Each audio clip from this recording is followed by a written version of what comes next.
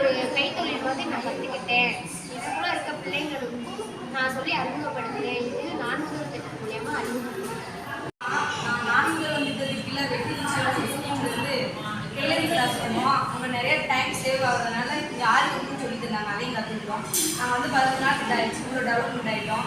எங்கள் பக்கத்து வீட்டில் எல்லாருக்கும் சொல்லியிருக்கீங்க, அவங்களும் சேர்ந்துருக்காங்க. கவிதாக்கா அமுதாமாவால் தான் எங்களுக்கு இந்த ஸ்கீம் தெரியும்.